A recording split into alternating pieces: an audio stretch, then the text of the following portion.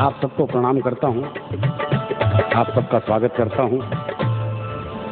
मैं मूलतः हरियाणा का हूँ जी, और हरियाणा हास्य रस का पर्यायवाची है। हमारे यहाँ सब काम हास्य रस में होता है जी।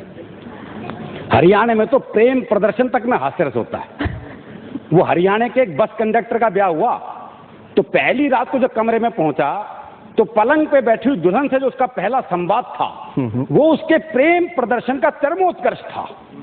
पलंग पे बैठी हुई दुल्हन से बोला एक तरफ सरक ले, एक सवारी और बैठेगी।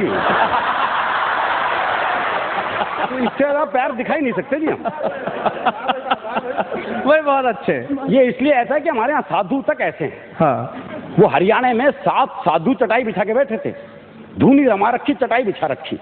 एक छोरा पहुंच गया जो सबसे बूढ़ा बाबा था, उसको हाथ दिखा के बोला, बाबा एक छोरी ने बहुत प्यार करूं हूं पर वो घास ही न डालती। तो सबसे बूढ़े बाबा ने सबसे छोटे बाबा को आवाज लगाई, बोले रामलाल एक चटाई और बिछा दे।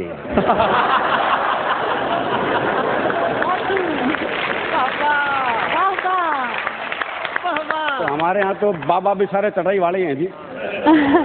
और जब प्रेम चरम पर पहुंचता है तो और हास्य की स्थिति पैदा होती है जी। वो हरियाणा के एक गांव में एक बाबा जी आए हुए थे, तो एक पति पत्नी को औलाद नहीं थी। तो बाबा जी बोले मैं बद्रीनाथ जाऊंगा, तुम्हारे नाम का दिया जलाऊंगा, भगवान ने चाही तो औलाद हो जाएगी। 12 साल बाद बाबा उसी गांव में वापस आया तो देखा वो महिला 11 बच्चों से घिरी हुई है। अच्छा। बोले तुम्हारे हैं? बोले हाँ जी। बोले इसका मतलब मेरा दिया जलाना सफल रहा, भगवान ने मेरी सुन ली। बोले इन बच्चों का बाप नजर नहीं आ रहा। बोले जी वो बद्रीनाथ गया है। अच्छा। बोले क्या करने? बोले दिया बुझाने।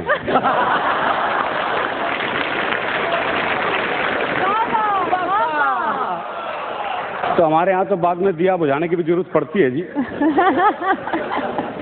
बहुत मस्त प्रदेश है जी। भ्रष्टाचार भी हास्य रस में होता है। वो एक पुलिस वाले ने नई कार वाले को पकड़ लिया। अच्छा। देखा भाई सब चीजें ठीक ठाक हैं। बोला चल लाइसेंस निकाल। उसने लाइसेंस दिखाया, वो भी ठीक। बोला अच्छा गाड़ी के कागजात दिखा। उसने कागजात दिखाए, वो भी ठीक। बोला अच्छा 500 रुपये निकाल। बोला जी किस बात के? बोला 500 रुपये निकाल। बोला जी मेरी गलती क्या है? बोला तू 6 महीने तक गलती नहीं करेगा, मैं इंतजार करता रहूंगा।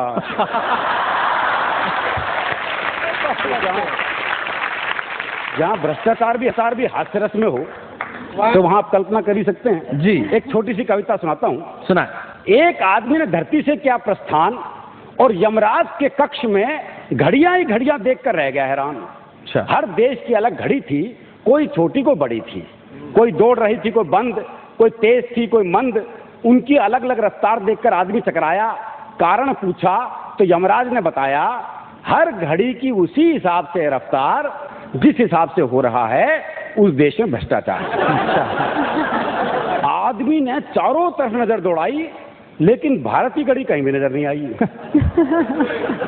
आदमी मुस्कुराया, यमराज के पास गया और उसे कान में फुसफुसाया। बोला भारत वाले भ्रष्टाचार यहाँ भी ले आए? भारत वाले भ्रष्टाचार यहाँ भी ले आए? हाँ। सच सच बताओ भारत की घड़ी ना रखने कितने पैसे खाए? बहुत अच्छे। सच सच बताओ भारत की घड़ी ना रखने कितने पैसे खाए? यमराज बोले बेटे तेरे शक की सुई तो बिना बात उछल रही है। यमराज बोले बेटे तेरे शक की सुई तो बिना बात उछल रही है। मेरे बेडरूम में जाके देख, पंखे की जगह भारत की घड़ी चल रही है। क्या बात है, बहुत अच्छे। तो हमारे यहाँ तो हिसाब किताब ऊपर तक पहुंचा हुआ है जी। और हरियाणा में बता रहा था सब संबंध हास्य रस में ही है हमारे यहाँ तो। किराएदार मकान मालिक तक के संबंधों में हास्य रस है। अच्छा। वो एक किराएदार पहुंच गया मकान मालिक के पास। बोले कैसा कमरा किराए पे दिया है? वहां तो चूहे डांस कर रहे हैं। और बोले चू के चावे 500 रुपये माधुरी दीक्षिता का नाचेगी।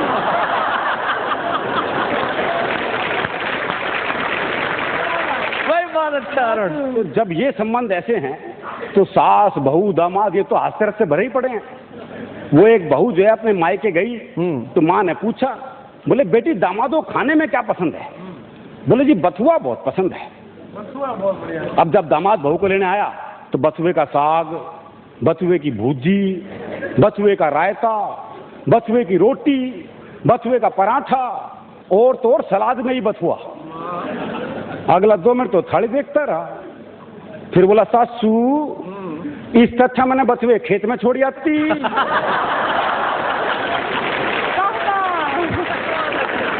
वो एक दामाद पहुंचा ससुराल पत्नी को लेने, तो सास का जी नहीं करता भेजने का, तो उसने कहा अगले हफ्ते आइए। हाँ। वो अगले हफ्ते आया, सास बोली बे जी नहीं भरा, अगले हफ्ते आइए। वो फिर अगले हफ्ते आया, सास बोली तू तो हर हफ्ते आ जा है, हम अभी नहीं भेजेंगे, 15 दिन के बाद भेजेंगे। अच्छा। बोला जी मैं अभी आ जाके थक गया, मैं 15 दिन यहीं रुकूंगा, मैं साथ ही लेके जाऊंगा। वो सास घबरा गई, बोले दामाद रुकेगा तो खातिरदारी करनी पड़ेगी। बोले जी आप रुकोगे तो लोग क्या कहेंगे? बोले क्यों, थारी छोरी हमारे यहाँ 6 महीने रुकी, लोगों ने क्या कही? लोगों ने क्या कही? बहुत अच्छे। वाह। बोली जी वो तो आपके यहाँ ब्याही गई है। तो बोले मैं क्या यहाँ फूका गया हूँ? वो एक और दामाद होता है ससुराल पत्नी को लेने, तो सास का जी नहीं करता भेजने का, तो उसने बाकी बच्चों से कहा बोले अपने जीजा को समझाओ, और अगर नहीं माने ना तो यूं कह दे रहा हमारी माता जी की देवी आ जाती है। देवी। और जब देवी आ जाती है उन बात मनवा के छोड़ती है। बालक पहुंच गए, बोले जी आज अभी नहीं भेजेंगे। बोले नहीं लेके जाऊंगा। बोला ऐसा हमारी माता जी की देवी आ जाती है, और जब देवी आ जाती है अपनी बात मनवा के छोड़ती है। अच्छा। बोला देवी आ जाए देवा आ जाए, मैं तो लेके जाऊंगा। थोड़ी देर बाद सास जो वो बाल बाल बिखेर के आ गई, बोले देवी आ गई ना भेजूं, देवी आ गई ना भेजूं, देवी आ गई ना भेजूं। दामाद थोड़ी देर तो ड्रामा देखता रहा, फिर बोला भैरव आ गया लेके जागा।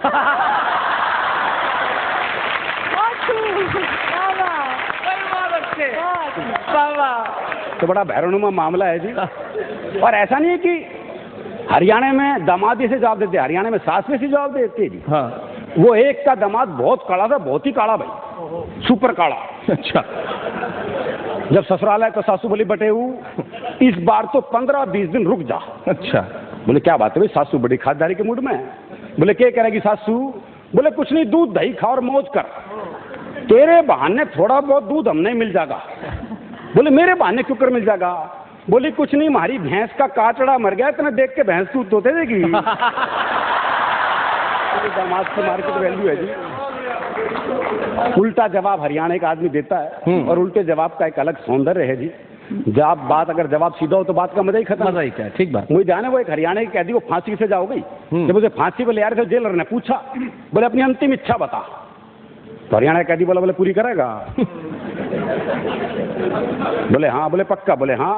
बोले फिर मेरी जगह तू चढ़ जा फांसी पे।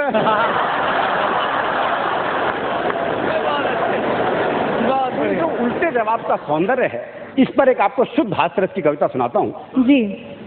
पुलिस को रंगरूटों का दस्ता चाहिए था नया, पुलिस को रंगरूटों का दस्ता चाहिए था नया, हरियाणा का राधे श्याम भी इंटरव्यू देने गया। इंटरव्यू में पूछा गया सिर्फ एक सवाल, और राधे ने बना दिया सवाल का बवाल। सवाल था आप सेब खरीदने जाओगे तो 50 रुपए किलो के हिसाब से 100 ग्राम सेब के कितने पैसे देकर आओगे? ये आसान सा सवाल था जी, लेकिन इस आसान से सवाल को हरियाणा का आदमी कैसे बवाल बना सकता है, बस यही इस कविता का सौंदर्य है। आप सेब खरीदने जाओगे तो 50 रुपए किलो के हिसाब से 100 ग्राम सेब के कितने पैसे देकर आओगे? राधे बोला अगर मैंने 100 ग्राम सेब के भी पैसे दिए तो पुलिस में भर्ती हो रहा हूं क्या एसएससी कराने के लिए?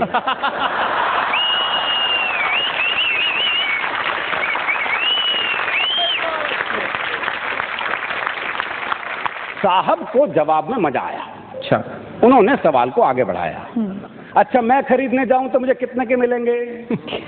राधे बोला आवाज करो, पूरी पेटी आपके घर भिजवा देंगे।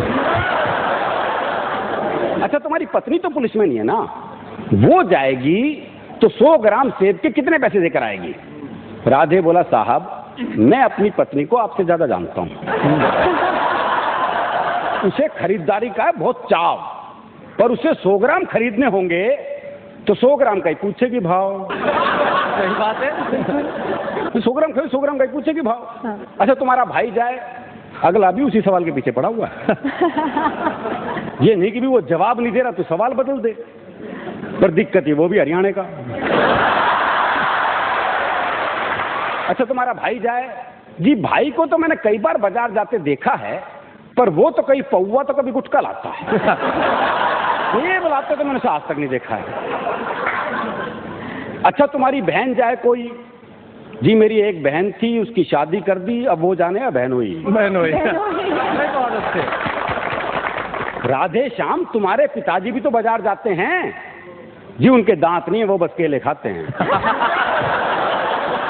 आप मुझे एक बात बताओ श्रीमान, तनख्वाह तो दोगे एक आदमी की और सेब खरीदने में लगा दिया पूरा खानदान। और सेब खरीदने में लगा दिया पूरा खानदान। अच्छा छोड़ो, कोई आम आदमी जाए तो वो 100 ग्राम सेब के कितने पैसे देकर आए? आम आदमी का नाम सुनते ही राधे श्याम सीरियस हो गया थोड़ा। बोला जी साहब, आप लोगों ने आम आदमी को सेब खरीदने लायक ही कहाँ छोड़ा?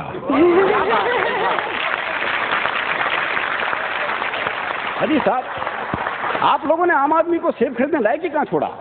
आम तो सेब का ठेला लगाता है, अच्छा, खरीदने तो खास ही जाता है। क्या बात है? अच्छा कोई खास आदमी जाए तो अगला भी पीछे पड़ा हुआ है जी। पहली बात तो ये कि अगर वो खास है तो खुद क्यों जाएगा? सही बात है। अपना नौकर भेजेगा, और आपके कहने से चला भी जाएगा तो क्या सिर्फ 100 ग्राम खरीद के लाएगा? चलो आपकी अंतिम इच्छा पूरी करने के लिए 100 ग्राम खरीद भी लाए, तो इसका हिसाब आप मुझसे क्यों लेते हैं?